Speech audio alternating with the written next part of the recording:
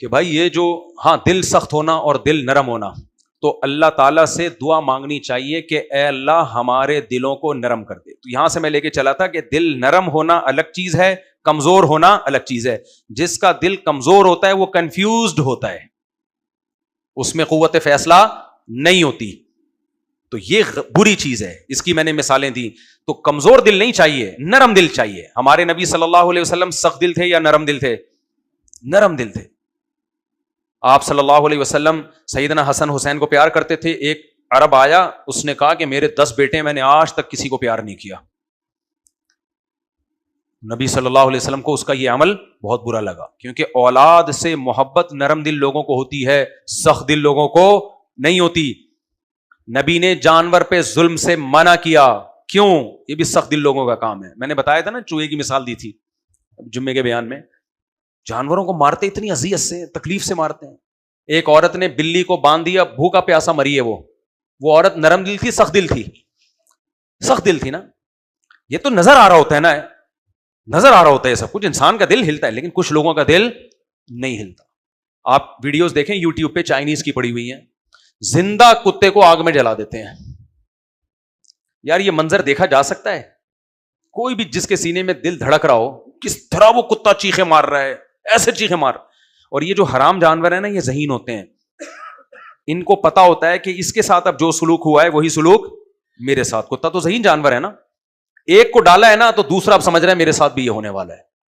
گائے کو جب آپ ذبح کرتے ہیں، دوسری گائے دم ہلا رہی ہوتی ہے، وہ اس کو پتہ ہی نہیں ہوتا کہ میرے ساتھ کیا ہونے والا ہے.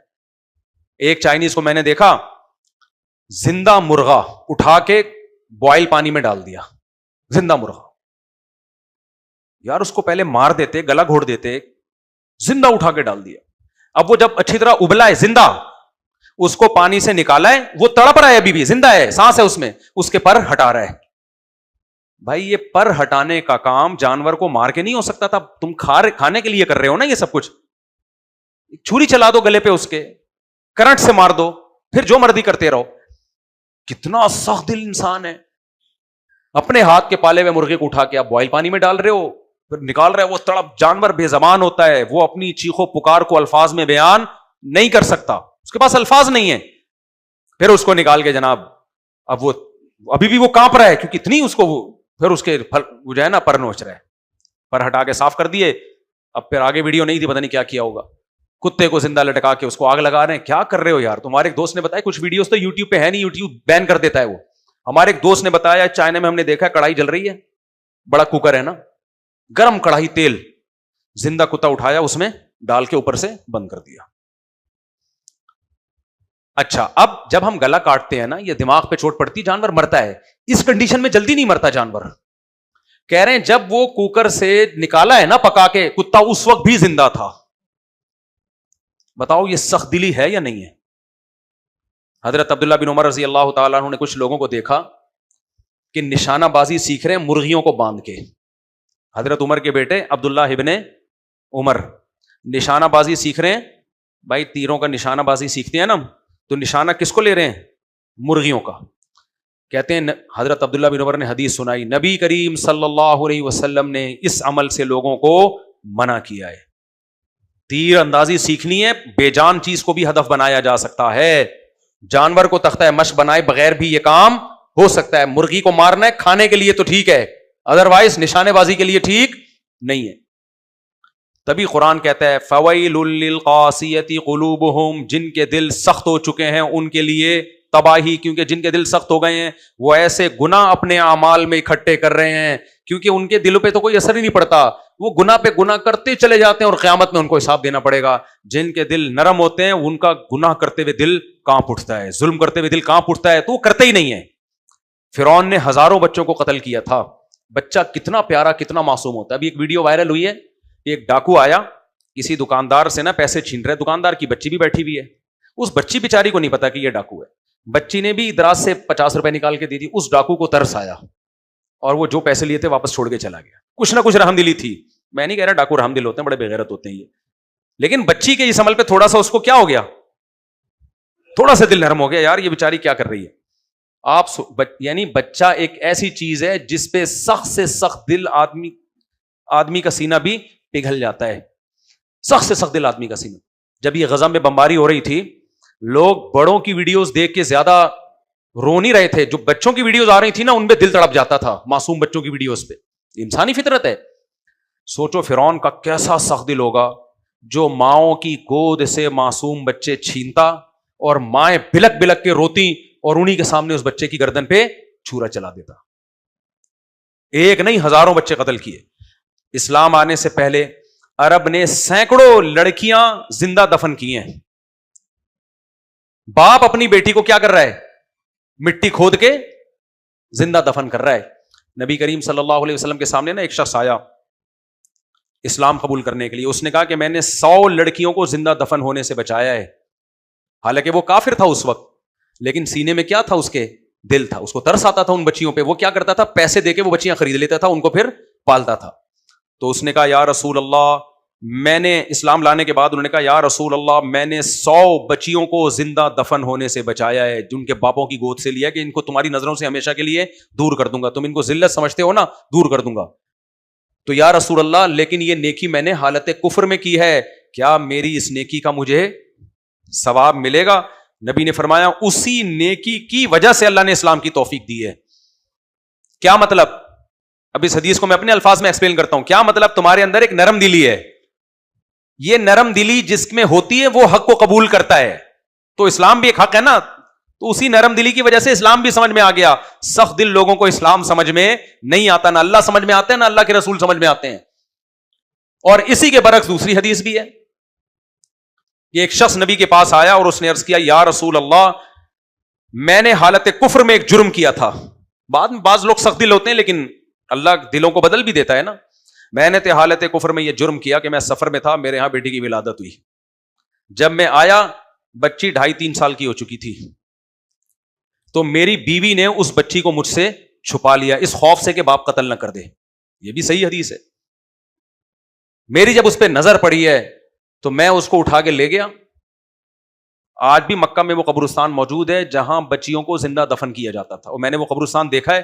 اور ایک عجیب اسلام کا معجزہ کہیں آپ, اس قبرستان پہ کوئی تعمیر ممکن ہی نہیں ہے. سعودی حکومت نے 100 دفعہ کوشش کر لی ہے کہ یہاں کچھ ہم بنا دیں, بنتا ہی نہیں ہے. یعنی اللہ نے اس قبرستان کی زمین کو باقی رکھا ہوا ہے عبرت کا نشان بنانے کے لیے کہ قیامت تک جو ویمن رائٹس کے نام پہ آوازیں بلند کریں گے نا اور کہتے ہیں اسلام عورت کے حقوق چھینتا ہے, اسلام عورت کو حقوق نہیں دیتا, یہ مذہبی اسکالر عورت کے حقوق کے قائل نہیں ہیں, ان کے منہ پہ زوردار تماچا ہو کہ سب سے پہلے یہ وہ جگہ ہے جو آج بھی ببانگ دہل گواہی دے رہی ہے کہ بیٹیوں کو سب سے پہلے تحفظ کس نے دیا ہے؟ اسلام نے دیا ہے. اس دور میں دیا جب کوئی NGO نہیں تھی, خواتین کے حقوق پہ آواز اٹھانے والا دنیا میں کوئی بھی نہیں تھا, اس وقت یہ تحفظ دیا ہے. تو تم ہمیں سکھاؤ کہ خواتین کے حقوق. اس لیے لبرل لوگوں سے ذرا بھی متاثر نہیں ہوتے, کہتے ہیں ایکچولی جب ہمیں تو بتائے گا اسلام کے حقوق. ایسا ہی ہے جیسے کوئی ہندو ہمیں بتا رہا ہو کہ ہم تمہیں بتاتے ہیں توحید کیا ہے. ابے تو ہزاروں خداؤں کو پوجتا ہے, تو ہمیں بتائے گا کہ جب تک تمہیں صحیح مثال نہ دو سمجھ میں نہیں آئے گا. کمارا مجھے بتا رہا ہو کہ 4 شادیاں کیسے کرنی ہے, اس کا تو واجب الچماٹ ہے یا نہیں ہے؟ ابے 2 والا بتا دے, 3 شادیوں والا بتا دے کہ بھائی مفتی صاحب یہی آپ سے مسٹیک ہوئی ہے نا, تیری ایک بھی نہیں ہوئی ہے اور تو ہمیں سمجھا رہا ہے کہ شادی کیسے کرنی چاہیے. تو واجب الچماٹ ہے یا نہیں ہے؟ کیا خیال ہے؟ اسی طرح جو ہے یہ جو خواتین کے حقوق ہمیں سکھا رہے ہیں, ہاں اسی طرح یہ جو انگریز بچے آج کل موٹیویشن اسپیکر نا بچے کیسے پالے جاتے ہیں ٹش پش بتا رہے ہوتے ہیں, میں کہتا ہوں یہ ہمیں بتائیں گے جن کے 19 ہیں. نہیں آئی سمجھ میں؟ آج کل ابے یار تم لوگ کو آرام سے بات سمجھاؤ تو آتی ہے سمجھ میں. آج کل سائیکولوجسٹ آ رہے ہیں جو بچوں کی تربیت کے طریقے بتا رہے ہیں کہ بچوں کے ایکچولی ایسے ٹھش پش لے کے چلنا پڑتا ہے, اور یہ باہر سے پڑھ کے آئے ہوتے ہیں. میں کہتا ہوں تم کی جس قوم سے پڑھ کے آ رہے ہو ان کے بچے ہوتے ہی نہیں ہیں, تم ہمیں آ کے بتا رہے ہو کہ بس کرو یار خدا کے, جس قوم کے بچے ہی نہیں ہوتے. یہ ایسا ہی ہے جیسے انگریز ہمیں سکھا رہا ہو کہ ماں کی کیئر کیسے کی جاتی ہے. اب میں ہمارا گاؤں دیہاتی جو پنڈ کا ہوگا نا وہ زیادہ اچھا بتائے گا ماں باپ کو کیسے پالا جاتا ہے, کیسے خدمت کی جاتی ہے. تو پنڈ والوں سے پوچھو, گاؤں دیہاتوں والوں سے پوچھو, یہ تو شہری لوگوں سے بھی نہیں پوچھو. آپ انگریز سے پوچھ رہے ہو کہ ماں کی کیسے خدمت کی جائے, باپ کی کیسے, تو یہ عقل پہ ماتم کرنے کو دل کرے گا کہ نہیں کرے گا؟ اسی طرح میں بولتا ہوں دیکھو انگریز سے آپ ٹیکنالوجی لو, سائنسی علوم لو, ساری چیزیں لو, ڈپریشن کا علاج انگریز کے پاس نہیں ہے. اسٹریس کا علاج دوائیاں ہیں ڈپریشن کی دوائیاں بہت اچھی بنائی ہوئی انہوں نے, بہت کارآمد دوائیاں ہیں ڈپریشن کی بھی, اسٹریس کی بھی. یہ تو ایک وقتی علاج ہوتا ہے نا, جو اسٹریس اور ڈپریشن کا وہ, کیونکہ بھائی جس قوم میں سب سے زیادہ خودکشیاں ہو رہی ہوں یہ ڈپریشن کی وجہ سے ہو رہی ہیں, وہ ہمیں بتائیں گے کہ سکون سے زندگی کیسے گزاری جاتی ہے. تو بس کرو یہ لطیفے کسی اور کے سامنے سنایا کرو جا کے. لوگ میرے سامنے لطیفہ آ کے سنا رہے ہوتے ہیں, جاپان کے سائنسدان نے بتایا ہے, جاپان کے ایک ڈاکٹر نے کہ اسٹریس کو ختم کرنے کا طریقہ ہے. میں کہتا ہوں یہ ڈاکٹر کے بارے میں خطرہ ہے, خود ہی اسٹریس سے مر نہ جائے کہیں. یہ جاپان میں اسٹریس کا ریشو سب سے زیادہ ہے. تو خوش رہنا, یہ ہمارے ملکوں میں اتنی ٹینشن کے بعد خوش رہتے ہیں, گٹر کے ڈھکن نہیں ہے پھر بھی کیا ہے خوش ہیں.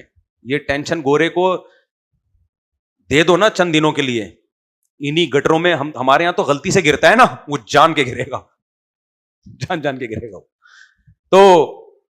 تو میرے بھائی یہ NGOs women rights کی باتیں کر کے ہمیں سکھا رہی ہوتی ہیں خواتین کے حقوق. تو واجب الچماٹ ہیں یا نہیں ہے؟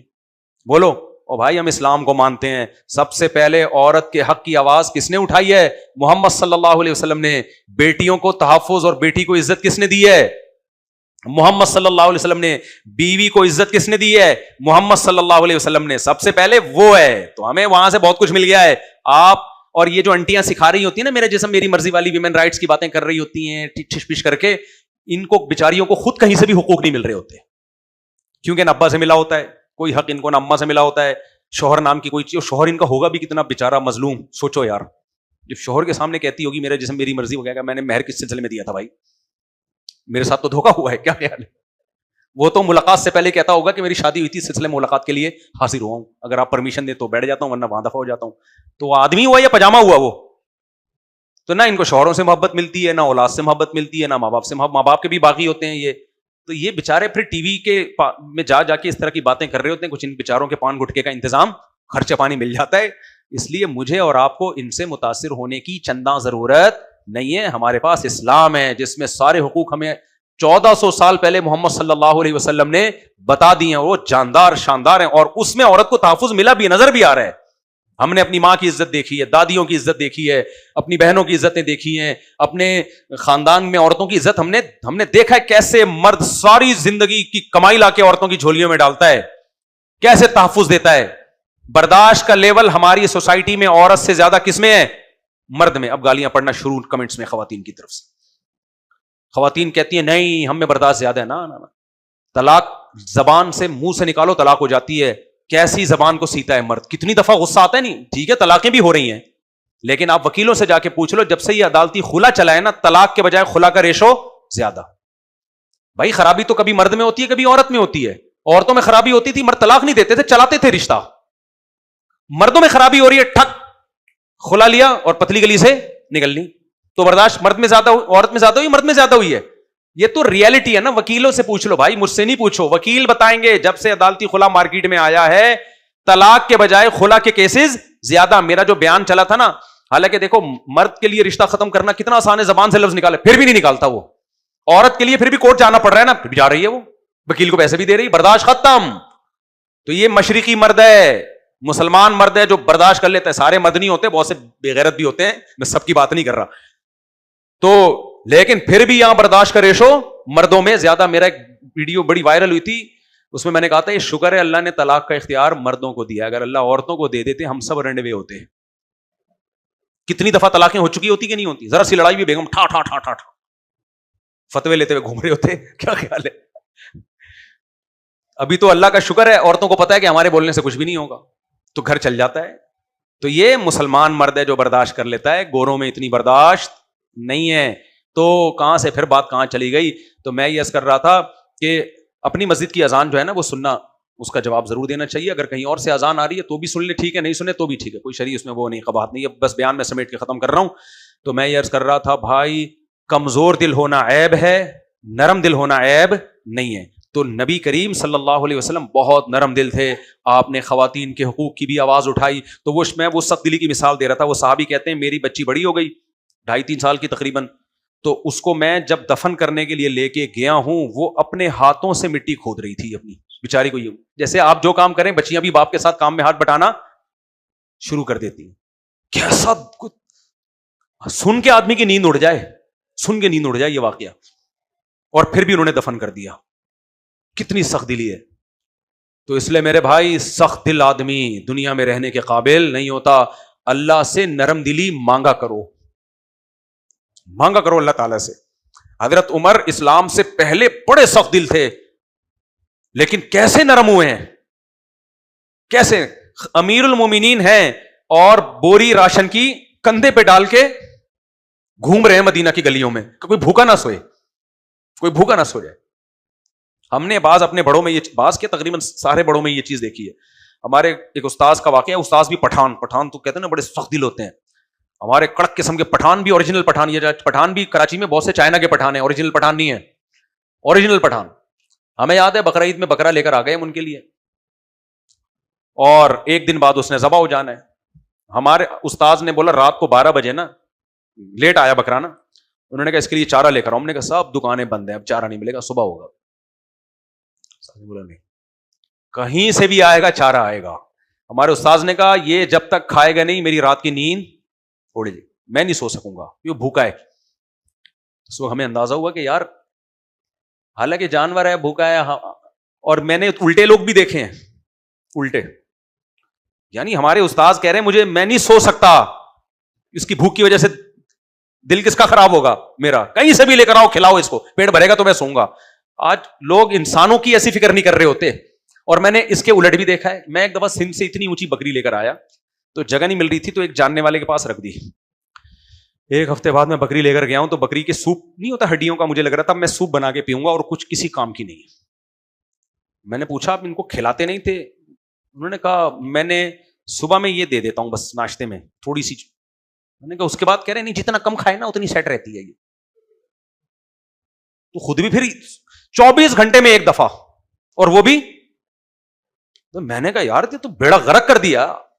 آپ روزہ رکھ سکتے ہو 24 گھنٹے میں, ایک روزے میں بھی 2 ٹائم کھا لیتا ہے آدمی, صبح بھی اور بکری تو سارا دن کھانے والا جانور ہے. میں نے کہا بھائی یہ تو اللہ کا فضل ہو گیا, میں پہنچ گیا, ورنہ تو اس کے انا للہ ہو جانا تھا. یہ ہے سخت دلی. سمجھ میں آ رہی ہے بات؟ تو اللہ سے سخت دلی مانگنی چاہیے, نرم دلی. نرم دل آدمی بیوی بچوں کے حقوق بھی ادا کر لیتا ہے, ماں باپ کے بھی, اللہ کے بھی, اللہ کے رسول کے بھی. سخت دل آدمی دنیا میں کسی کام کا نہیں ہوتا. اور یہ کسبی بھی ہے. کسبی کا مطلب ہوتا ہے کچھ تو گاڈ گفٹڈ ہوتی ہے, کچھ اپنے اختیار سے بھی ہوتی ہے. آپ سخت دلی والے کام کرتے رہیں گے تو آہستہ آہستہ پتھر دل ہو جائیں گے, نرم دلی والے کام کرتے رہیں گے تو آہستہ آہستہ نرم دل ہو جائیں گے. سمجھ میں آ رہی ہے بات؟ اللہ عمل کی ہم سب کو توفیق عطا فرمائے. ٹاپک پتہ نہیں کہاں سے چلا تھا, کدھر کو نکل لیے, لیکن جو باتیں ہو گئی میرا خیال ہے کام کی باتیں ہو گئی. اور چائے سے پہلے پانی پی لینا چاہیے.